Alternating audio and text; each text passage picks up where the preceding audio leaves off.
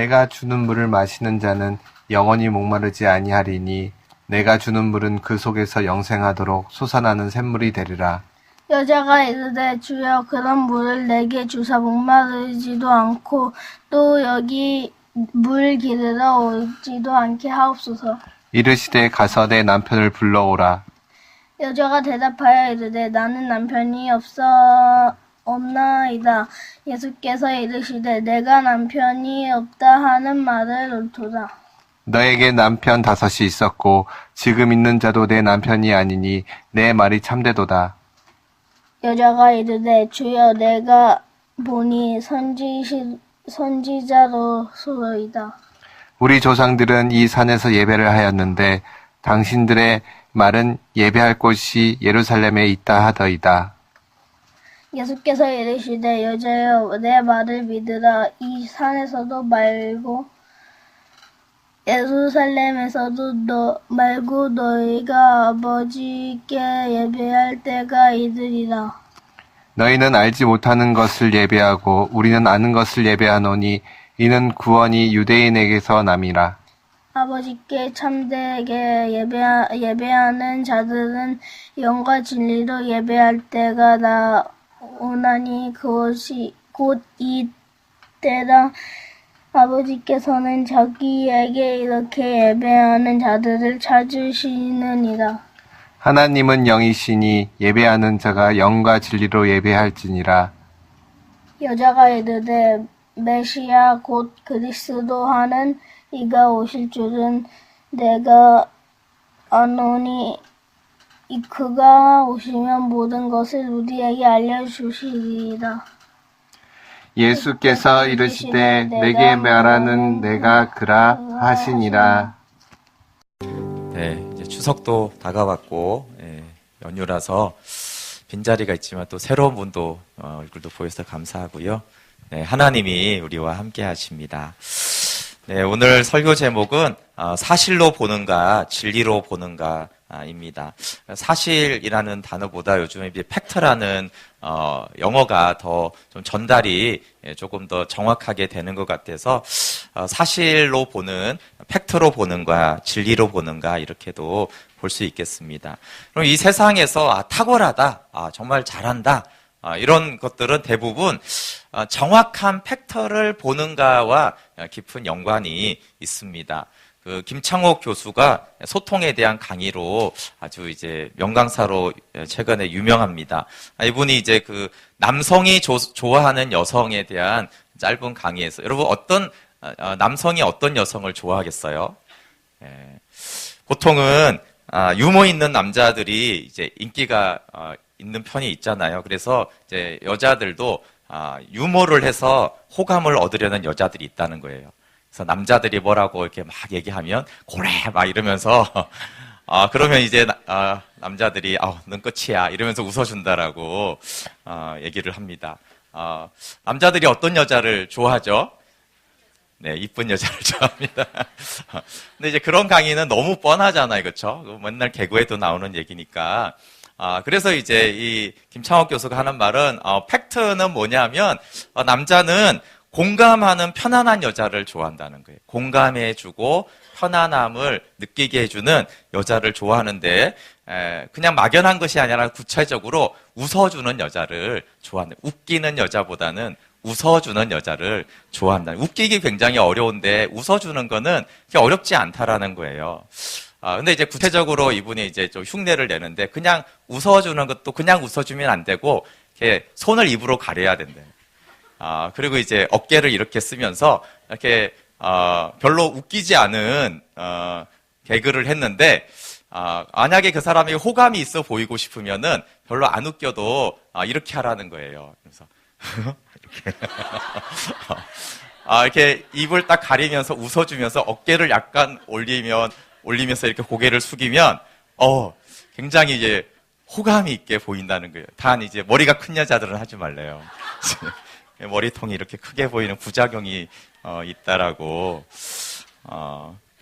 뭐 사실은 아주 대단한 얘기는 아닌데 이분이 이제 명강사로 있는 이유는 보통 사람들이 생각하는 상식보다 정확한 팩트에 들어보면 정말 그러네. 팩트라는 것을 정확하게 아는 것이죠. 뭐 진지한 철학도 그렇습니다. 뭐 철학의 대표적으로 플라톤을 말하지만 이제 플라톤의 스승이 소크라테스잖아요, 그렇죠? 그 그리스라는 문화가 이제 환경 때문에 그 고대 시대에도 이제 민주주의 사회가 되고 그러니까 이제 오늘날과 굉장히 비슷합니다. 이제 돈이면 모든 것이 다 되는 사회가 되니까 그 그리스 사회에서도 아주 중요했던 게 뭐냐면 이제 멋진 외모와 유창한 말이에요. 그래서 이제 이 수사학을 유창한 말을 배우는 학원들이 있고 이제 외모를 가꾸는데 굉장히 신경을 쓰던 그 시대에 소크라테스가 이제 주목했던 것은 뭐냐면 내면의 아름다움이에요. 내면의 아름다움.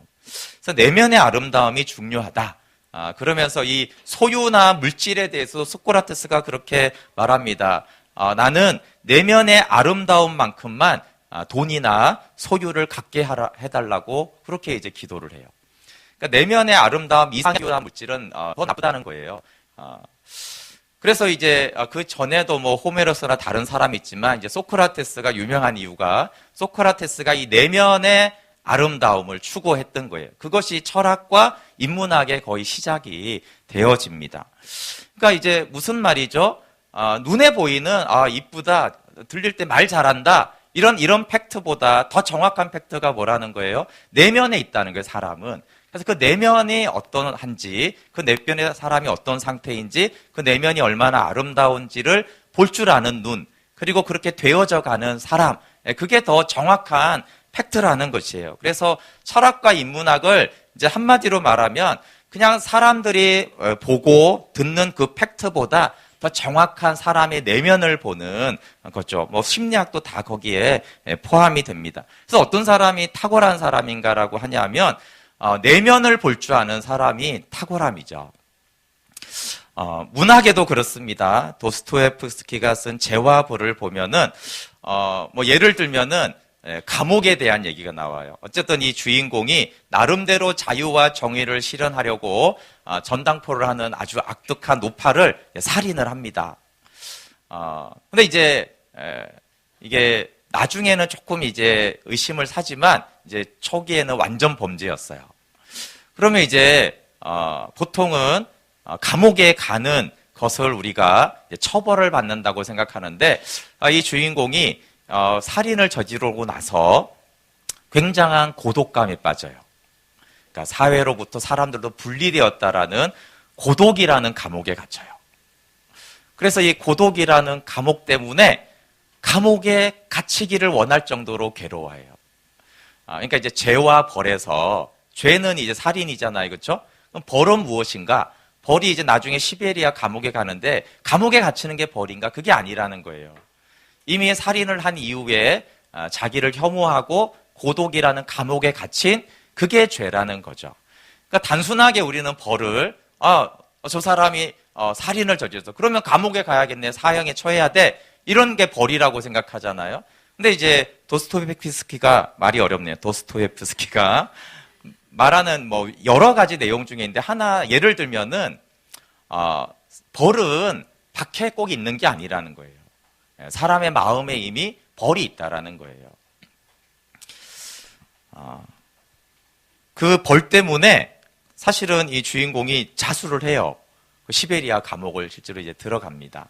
그 이후에 이제 변화가 돼서 이제 진정한 자유를 만나는 이야기가 이제 죄와 벌이라는 문학 소설입니다. 그러니까 이제 팩트를 잘 보는 거죠. 결국은 어떤 책이 아주 좋은 책이고 문학인가?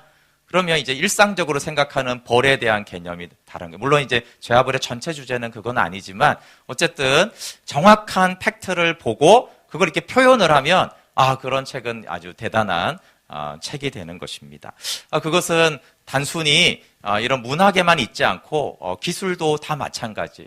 앞으로 이 시대가 어떻게 가는가, 사람들은 무엇을 정말 필요로 하는가를 정확한 팩트를 보는 사람이 이 시대의 기술을 선도하게 돼 있습니다.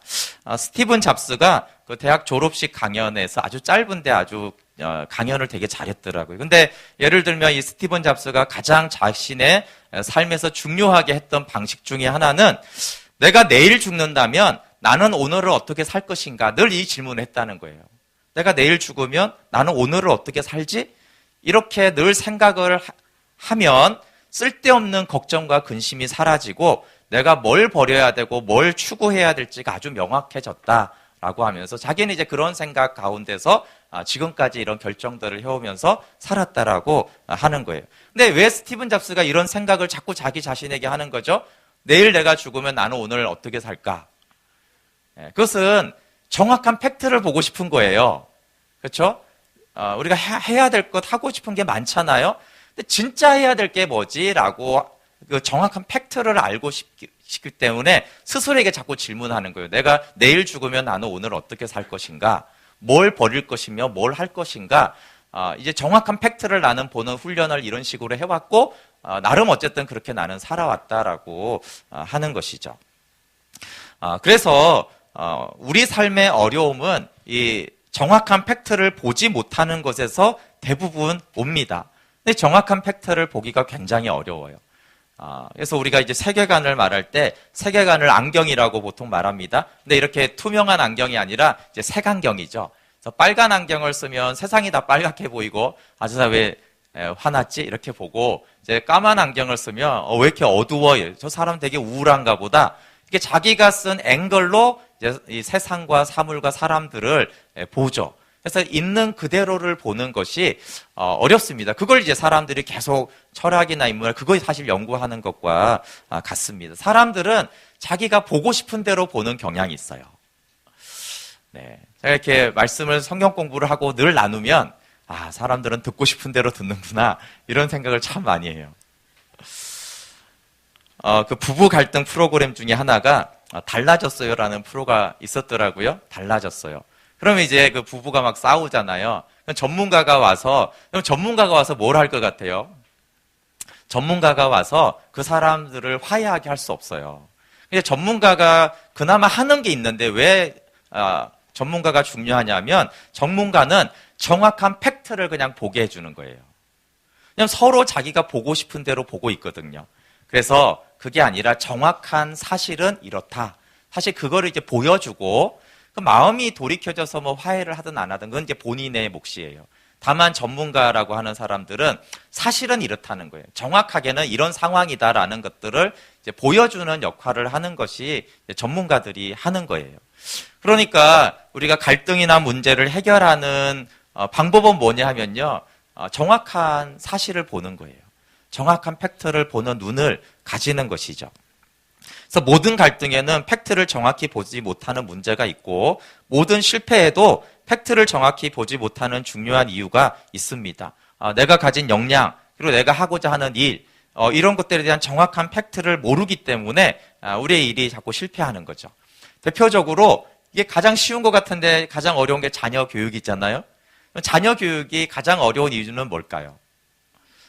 정확한 팩트를 보기가 가장 어려운 영역이기 때문에 그래요. 정확한 팩트가 보이면 자녀 교육도 사실은 많은 부분이 달라지고 개선이 되어집니다. 그렇기 때문에 열심히 교육하자 이거보다 중요한 건 정확한 팩트를 봐야 돼요. 내가 이 일을 열심히 해야겠다라는 것보다 더 중요한 건 정확한 팩트를 보고 그 다음에 이제 열심히 해야 되는 것입니다. 이런 투자의 규제 워렌 버핏과 점심 식사 가격 뉴스에서 보신 적 있죠? 워렌 버핏하고 3시간 정도 점심 식사를 하는데 이제 자선과 함께 이제 경매를 했는데 처음에는 이제 3천만 원에 이게 됐거든요. 최고가는 38억 원이에요. 그러면 점심 식사 값은 한 100불 정도, 12만 원, 13만 원 하거든요. 근데 사람들이 이렇게 30억씩을 내고 그 사람하고 점심 식사를 하는 거예요. 왜 하는 거죠? 정확한 팩트를 알고 싶은 거예요. 물론 그 사람이 신은 아니지만 저 사람은 시대와 경제와 이걸 정확하게 뭔가 팩트를 알고 있는 사람이야. 그걸 이제 듣고 싶은 거죠. 이제 그걸 듣기 위해서 사람들이 30억씩이나 낸다라는 거예요. 대단하지 않습니까? 물론 뭐 내고 싶어도 못 내는 사람도 많지만 그만큼 이 정확한 팩트를 안다는 게 그게 완전하지도 않음에도 불구하고 그래도 상당히 팩트에 가까이 있는 사람의 그것을 들어서 내가 정확한 팩트를 가지게 된다라는 것이 그만큼 중요하게 여겨지고 있는 시대예요. 여러분, 성도가 가져야 될 관점은 진리입니다. 진리. 진리이신 하나님을 만나기 위해서는 진리로 봐야 돼요. 그런데 먼저 우리가 이 왜곡된 팩트, 왜곡된 사실의 인식에서 우리가 정확한 팩토로 보는 곳으로 우리의 생각과 관점이 이동을 해야 돼요. 근데 그럼 팩트면은 충분한가? 그렇지 않습니다. 팩트에서 우리는 진리로 보는 것이 성숙해지는 관점이에요. 그러니까 지난주 말했던 바울의 관점을 보면 바울이 전에는 왜곡된 팩트를 갖고 있었어요. 그것은 기독교가 하나님을 오히려 능멸한다라는 그런 이제 왜곡된 팩트를 갖고 있었죠. 그리고 이제 하나님을 만나고 주님을 만나고는 사실을 알게 됐어요. 자기가 오히려 박해자라는 거예요. 그런데 사실을 넘어서 진리 가운데로 들어왔는데 그것이 늘 현재적으로 자신을 죄인 중에 괴수라고 인식을 한 거예요. 그것은 사실보다 더 큰 눈이 열린 거예요. 진리로 자기를 보는, 그래서 궁율 입은 자로 하나님과 자신의 사이를 관계할 줄 아는 진리의 눈이 열어졌습니다. 오늘 요한복음 4장에서 이 사마리아 여인은 예수님을 아주 깊이 만납니다. 그런데 이 여인에게 있어서 탁월함이 있었어요. 그것은 뭐냐면 이 여인이 진리로 볼 줄을 알았어요.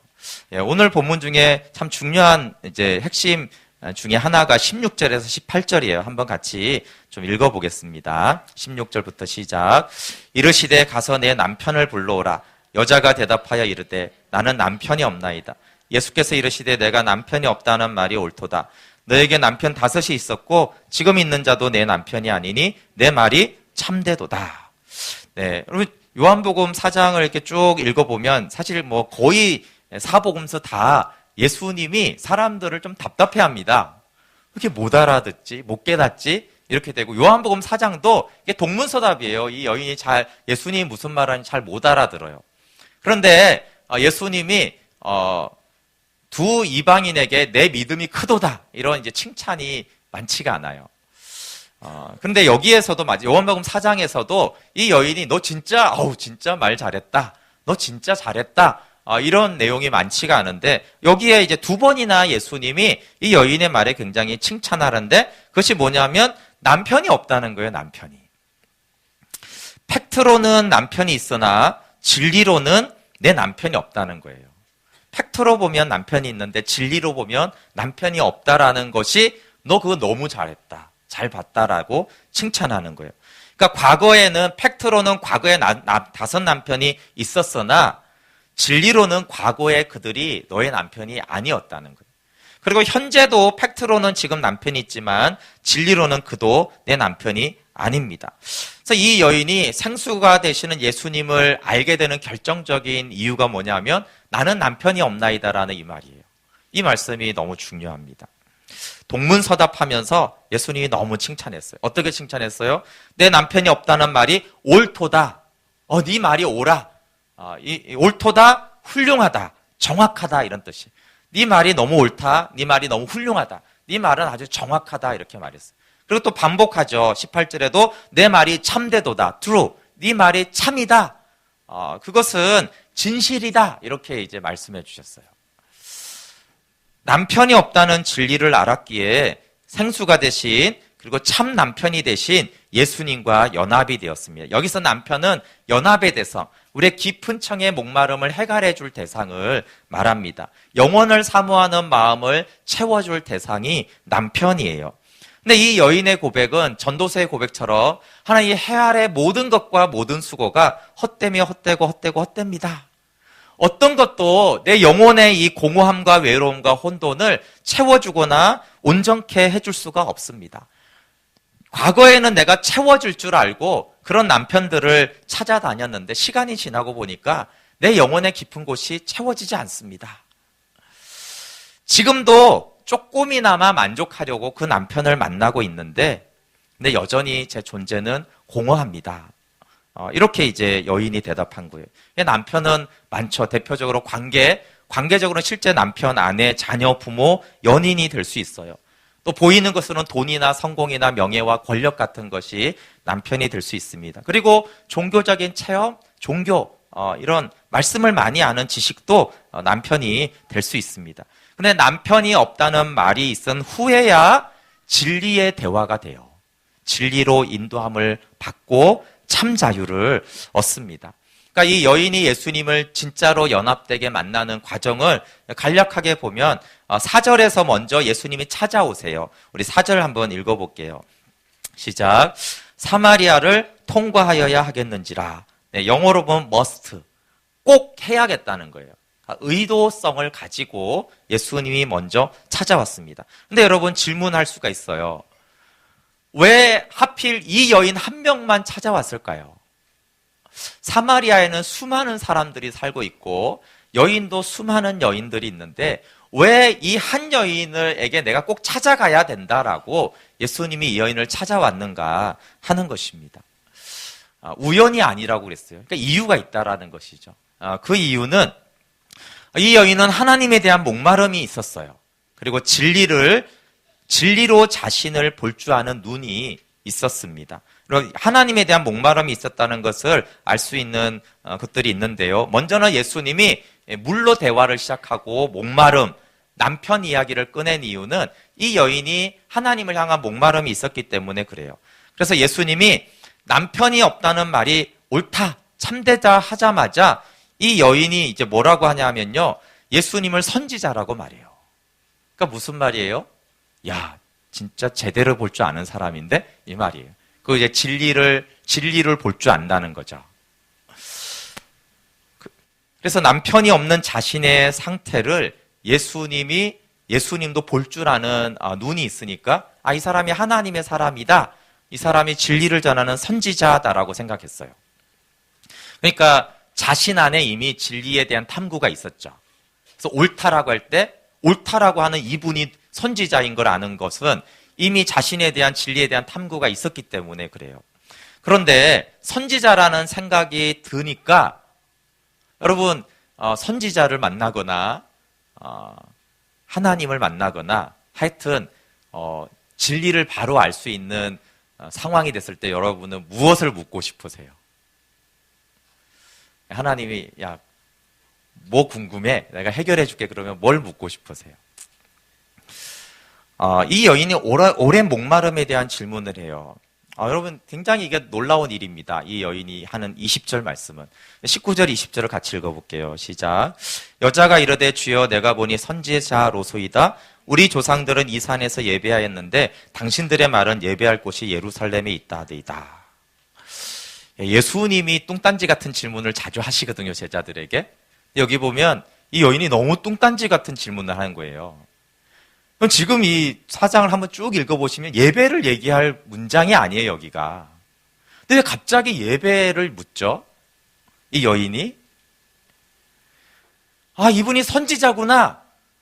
그러니까 이 여인 안에 오랫동안 너무 깊은 갈망과 이 목마름과 알고 싶은 게 있는데 그게 예배의 문제였어요, 예배. 늘 예배를 어떻게 하면 되지? 어떻게 예배해야 되지? 여러분, 예배가 뭐죠? 예배는 하나님과 인격적인 만남이에요. 하나님과 인격적으로 사귀는 게 예배예요. 종교 활동이 아니란 말이에요. 그래서 늘 이 예배에 어떻게 하나님을 내가 만나지? 이 생각이 있던 거예요. 근데 이제 어쩔 수 없이 그때는 예루살렘으로 가서 내가 예배를 드려야 되나? 아니면 이제 사마리아 여기서 이 예배를 드려야 되나? 이런 예배에 대한 고민이 있었어요.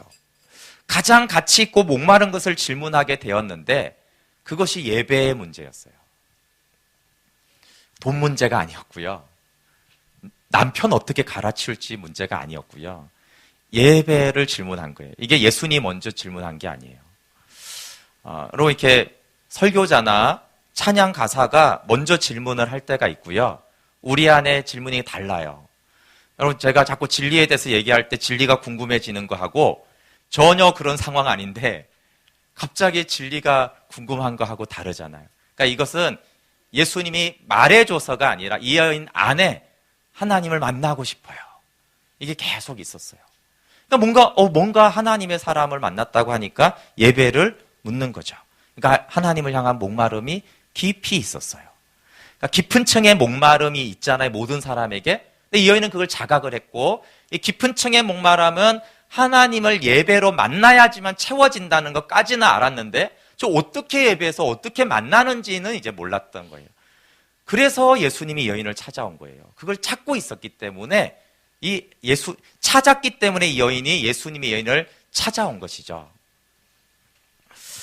예수님의 대답이 이제 그럼 당연히 그 예배를 알려주는 거예요. 기쁘게 그 깊은 청의 목마름을 채운 예배를 알려주는데, 근데 그 예배는 너가 생각했던 장소의 문제가 아니라 관계의 문제다라고 말해주고 있어요. 21절부터 24절 한번 읽어볼게요. 시작. 예수께서 이르시되 여자여 내 말을 믿으라. 이 산에서도 말고 예루살렘에서도 말고 너희가 아버지께 예배할 때가 이르리라. 너희는 알지 못하는 것을 예배하고 우리는 아는 것을 예배하노니 이는 구원이 유대인에게서 납니다. 아버지께 참되게 예배하는 자들은 영과 진리로 예배할 때가 오나니 곧 이때라. 아버지께서는 자기에게 이렇게 예배하는 자들을 찾으시느니라. 하나님은 영이시니 예배하는 자가 영과 진리로 예배할지니라. 네, 예배에 대한 말씀이죠. 네, 오늘 주제는 예배가 아니기 때문에 어쨌든 아는 것이다. 아버지께 영과 진리, 이건 다 관계를 말해요. 그래서 관계가 어디서 가서 예배드리고 어떤 형식으로 하는 게 아니라 관계로 하나님을 만나는 거야. 이거에 대한 말씀을 하고 있어요. 그랬더니 이 여인이 두 번째 아주 놀라운 말을 해요. 첫 번째, 갑자기 예수님이 꺼내지도 않았는데 예배에 대한 얘기를 꺼냈다라는 것이 이 여인의 깊은 목마름이고, 두 번째 말은 대답이면서 이게 하나의 질문이거든요. 그게 뭐냐 하면 메시아에 대한 얘기를 갑자기 하는 거예요. 25절 같이 읽어볼게요. 시작. 여자가 이르되 메시아 곧 그리스도 하라는 이가 오실 줄을 내가 아노니 그가 오시면 모든 것을 우리에게 알려주심이니라. 네, 여러분, 이 질문은 굉장히 놀라운 거예요. 뚱딴지같이 또 예수님이 야 메시아를 기다려 이런 말을 먼저 하지 않았는데 갑자기 메시아가 오실 건데요, 그때 그 메시아가 다 알려줄 거예요. 금방 말한 그런 예배에 대한 거 이런 거 다 알려줄 거예요. 이렇게 이 여인이 먼저 얘기를 하는 것입니다.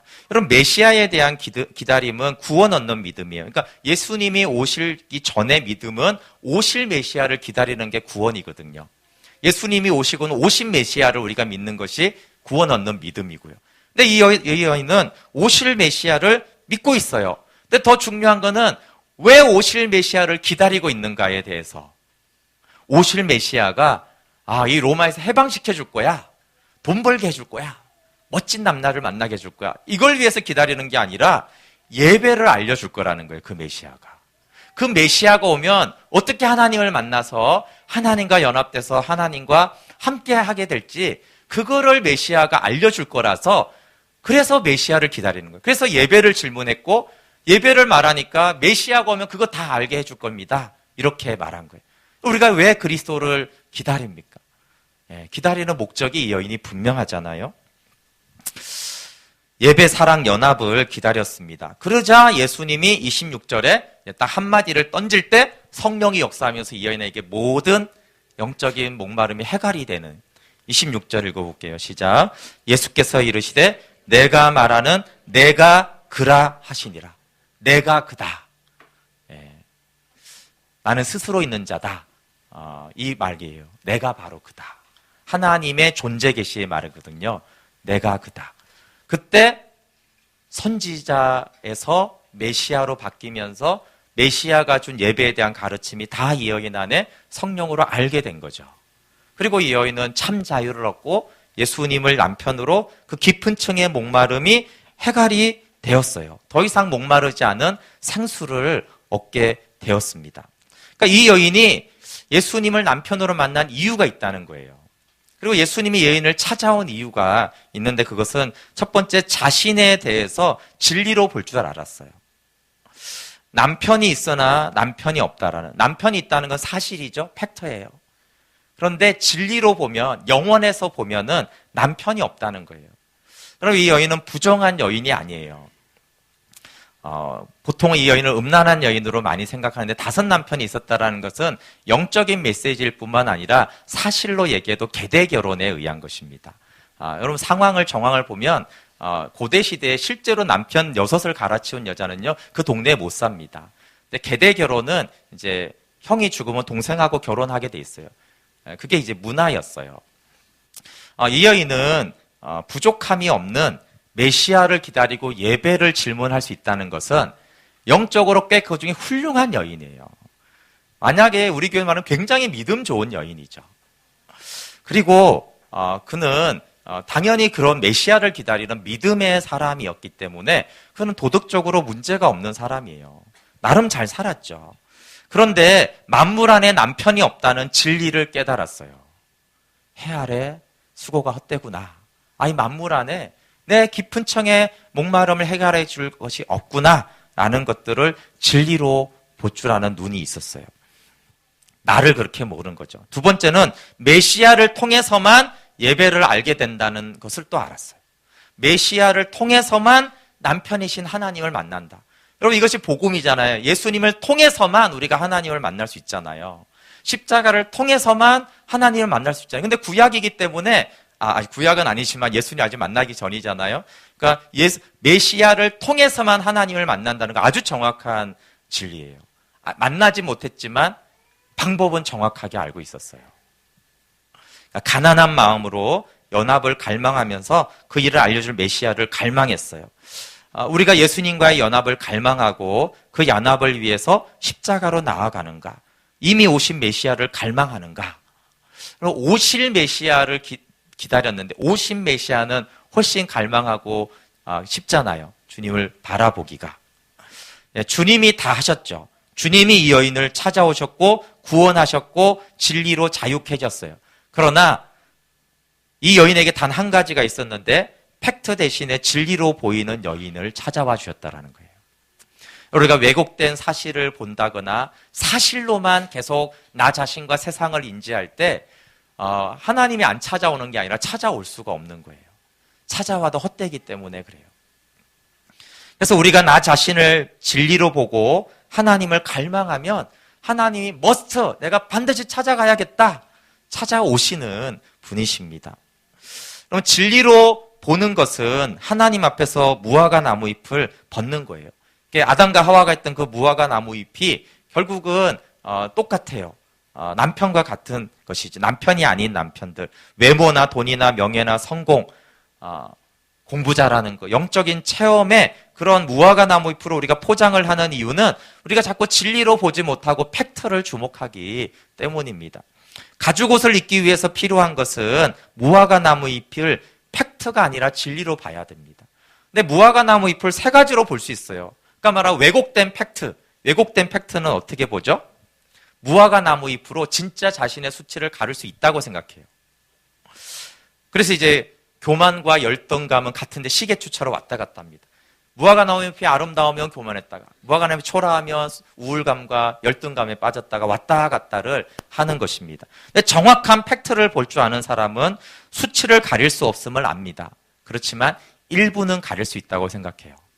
그래서 이제 사람도 깊이 사고를 하면 이 무화과 나무 잎이로 완전하지 않음을 아는데, 그러나 팩트를 보는 데서는 그래도 어느 정도는 가릴 수 있지, 이렇게 이제 생각을 하는 거예요. 그러나 진리로 보면 이 무화과 나무 잎이 어떻게 보입니까? 조금도 가릴 수 없는 거예요.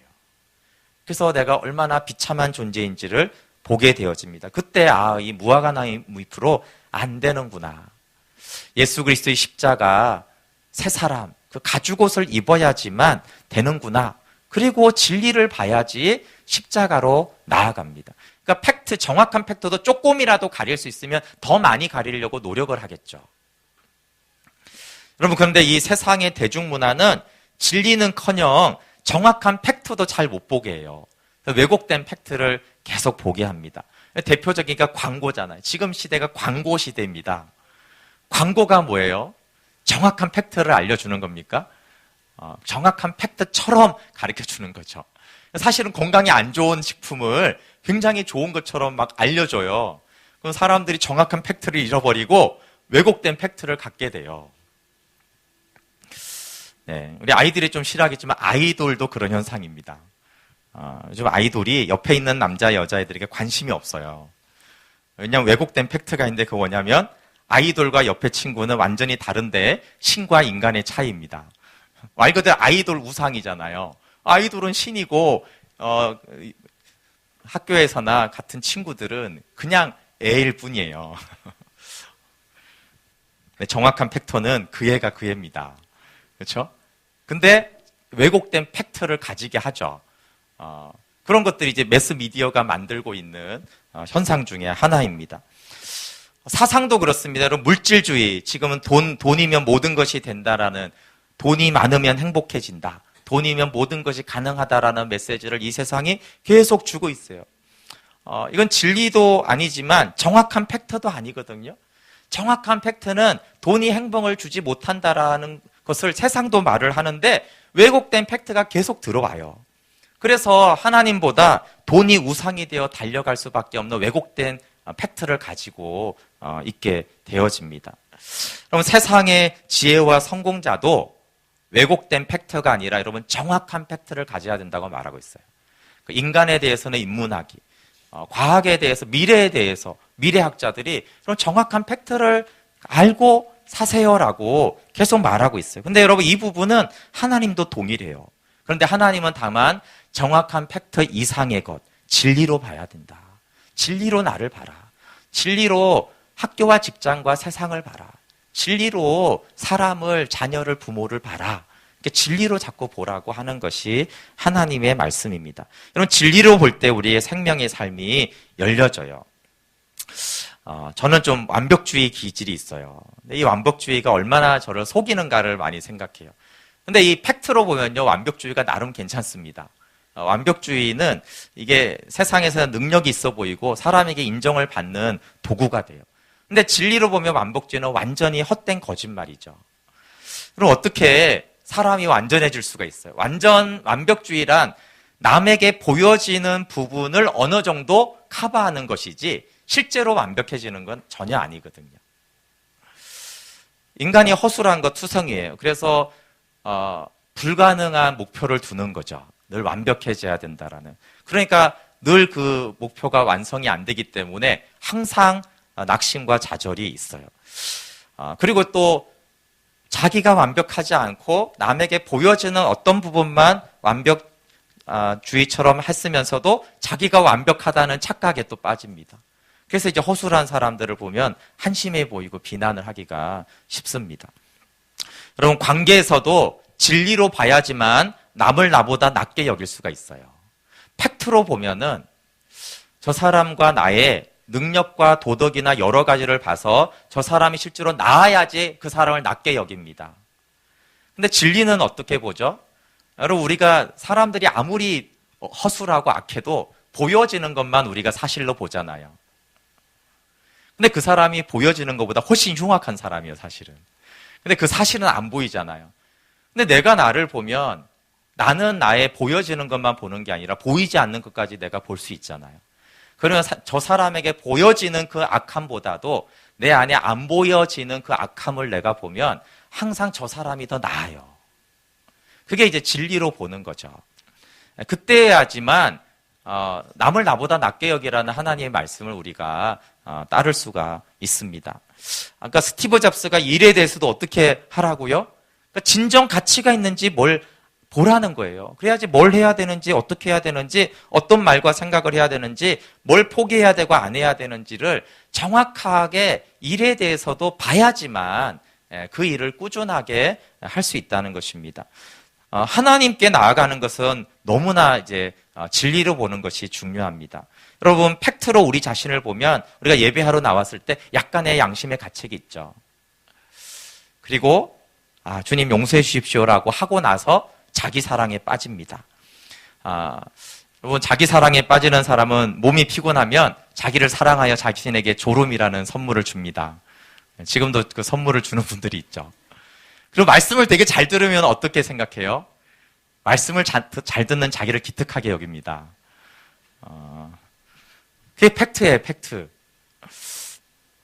여러분, 진리로 보면 말씀 앞에 두려워 떨며 보혈의 용서로 감격과 감사를 드리죠. 책 제목 중에 아무도 보는 사람이 없을 때 당신은 어떤 사람인가? 이 말은 팩트로 보지 말고 진리로 자꾸 보라는 거예요. 팩트를 보고 남이 자신을 높여도 진리로 자신의 비참함을 봐야 됩니다. 요한복음 3장에 니고데모라는 사람이 나옵니다. 바리새인이고 공회원이에요. 사람들이 많이 높여졌죠. 근데 이 사람이 예수님께 나옵니다. 왜 그렇죠? 사람들이 자기를 아무리 높여줘도 진리로 자기를 보니까 자기는 비참한 거예요. 그러니까 예수님께 나와서 영생을 얻습니다. 또 팩트로 보고 남이 자신을 아무리 무시하고 비난해도 진리로 예수님 안에 자신의 존귀함을 봐야 됩니다. 사람들이 나를 무시하고 넌 쓸모없어 한다고 해도 그런 쓸모없는 나를 위해 예수님이 창조주 하나님이 죽으셨잖아요. 그렇기 때문에 진리로 보면 그런 나를 사랑하신 주님으로 인하여서 그런 주님이 내 안에 계시고 연합됨으로 말미암아 나는 예수님 자리에 존귀가 있는 것입니다. 그래서 이 영적인 생활에서 팩트를 넘어 진리로 보는 것이 너무나 중요합니다. 그럼 나는 남편이 없나이다라는 고백은 사마리아 여인만 한 게 아니에요. 성경에 대략 여러분 믿음의 사람들을 한번 돌아보세요. 다윗이 어떻게 보았을까요? 다윗은 팩트로는 남편이 될 만한 일이 많았어요. 왕이었고 권력자잖아요. 이런 거 얼마든지 남편 삼을 수 있었어요. 실제로 이쁜 왕비들이 있었어요. 또 영적으로 사무엘과 요나단과 같은 아주 훌륭한 관계가 있었어요. 그리고 골리앗을 때려 눕히는 이런 영적인 체험, 종교적인 체험, 이런 많은 남편들이 있었는데 다윗은 원띵을 구하잖아요. 그렇죠? 오직 하나님만 구하는 게 그 얼굴을. 하나님만이 나의 남편이라는 거예요. 회개를 할 때도 시편 51편도 다윗이 팩트로 회개하지 않고 진리로 회개합니다, 여러분. 팩트로 보면 좀 그 회개 기도가 이상해요. 내가 하나님께 범죄하였나이다라고 하면서 진리로 이 죄를 보고 진리로 하나님께 회개를 해요. 그리고 아브라함이 믿음의 여정을 떠나고 100세에 이삭을 낳게 되기 전에 99세 된 자신과 사라를 어떻게 봤어요? 팩트로 보면 이삭은 없는 거죠. 예, 진리로 보는 거예요. 그래서 아브라함을 믿음의 조상이라고 하는데 믿음은 팩트를 보면 믿음으로 못 삽니다. 진리를 봐야지 믿음으로 살 수 있어요. 팩트는 중요하지만 사실 팩트를 보면 두렵습니다. 팩트를 보면 걱정이 돼요.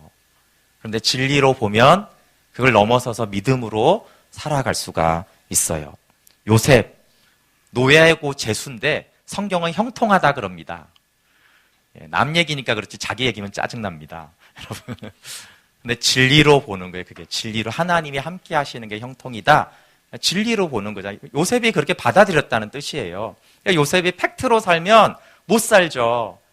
근데 진리로 보니까 하나님이 나와 함께 하는 거예요. 나는 억울하게 잡혀와서 노예가 되고 그러는데 모세, 다니엘, 사무엘 다 여러분 그 믿음의 사람들을 보면 이 사람들이 왜곡되지 않고 정확한 팩트를 보는 사람들이고 팩트를 넘어 진리를 보고 있는 진리로 보는 사람인 것을 알 수 있어요. 신약에도 그렇죠. 여러분 팩트로 보면 예수는 그냥 목수 청년이에요. 왜 그 청년에게 모든 걸 버려두고 따라야겠어요? 베드로에게 예수님이 처음 이게 물고기를 왕창 잡아줬을 때 팩트는 뭡니까? 땡 잡은 거 아닙니까? 예. 그 이제 예수님하고 딜을 해야죠. 몇 퍼센트 줄 테니까. 이게 팩트잖아요. 그렇죠? 그런데 베드로는 진리로 봤어요. 주여, 나를 떠나소서 나는 죄인입니다. 아니 지금 물고기를 잡았는데 웬 엉뚱하게 죄인이에요. 사마리아 여인하고 똑같잖아요. 그렇죠? 예. 진리로 볼 수 있는 눈이 있었던 것입니다. 바울도 팩트와 진리를 잘 구분합니다. 이 질그릇의 보배를 가졌고 심히 큰 능력은 하나님께 있어요. 그럼 팩트로 보면 바울은 꽤 능력 있는 사람입니다. 자기 소개하잖아요. 자기가 바리새인이고 얼마나 똑똑했고 로마 시민권을 가지고 자기 가문이나 모든 면에서 능통한 사람이에요. 그러니까 팩트로 보면 내 힘과 능력으로 사역을 할 만한 사람이에요. 근데 바울은 진리로 보는 거죠. 탁월한 이 사람의 능력은 질그릇에 불과하고 내 안에 보배 대신 그리스도가 있어서 심히 크신 능력이 그리스도에게 있다라고 진리로 봤어요. 그래서 팩트는 뭐냐면 자기가 사방으로 지금 우겨쌈을 당하고 있는데 진리로 보니까 보배 대신 주님 때문에 아무 문제가 없다는 거예요. 네, 그래서 우리가 왜곡된 팩트에서 팩트로 봐야 돼요. 이것은 자아 성찰을 하고 정직하고 솔직해야 되고 또 필요하면 세상의 인문학의 지혜의 도움을 받아야 됩니다. 그러나 또 팩트에서 진리의 눈이 열어지기 위해서는 성령님이 진리의 눈을 열어주셔야 돼요. 그래서 우리가 구해야 됩니다. 바울이 이렇게 확 변한 이유가 있죠. 그래서 바울이 예수님 처음 만났을 때 눈을 멀게 하잖아요. 그렇죠? 이 팩트를 보는 눈을 멀게 한 거예요. 그리고 이제 아나니아가 안수할 때 눈에서 비늘이 벗겨진다는 때 무슨 말이에요? 진리를 보는 눈이 열어졌어요. 그래서 그 바울이 에베소서 1장 17절에 이렇게 기도합니다. 우리 주 예수 그리스도의 하나님 영광의 아버지께서 지혜와 계시의 영을 너에게 주사 하나님을 알게 하시고 너희 마음 눈을 밝히사 그다음에 쭉 알아야 될 것을 알게 하시고, 그러니까 지혜와 계시의 성령을 주사 너희의 마음 눈을 밝혀주셔야 된다. 네, 자기 체험을 모든 에베소 교회 모든 성도들이 있기를 기도하는 거예요.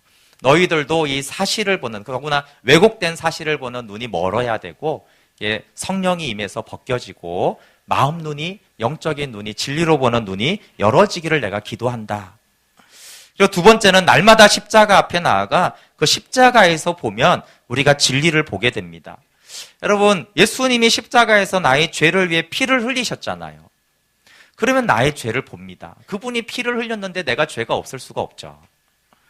그분이 피를 흘린 이유는 내가 그만큼 흉악한 죄인이기 때문에 피를 흘린 것입니다.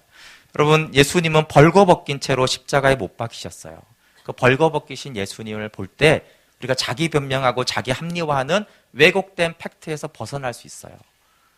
그분은 벌거벗기셨는데 왜 나는 무화과 나무 잎으로 나를 치장하려고 하는가?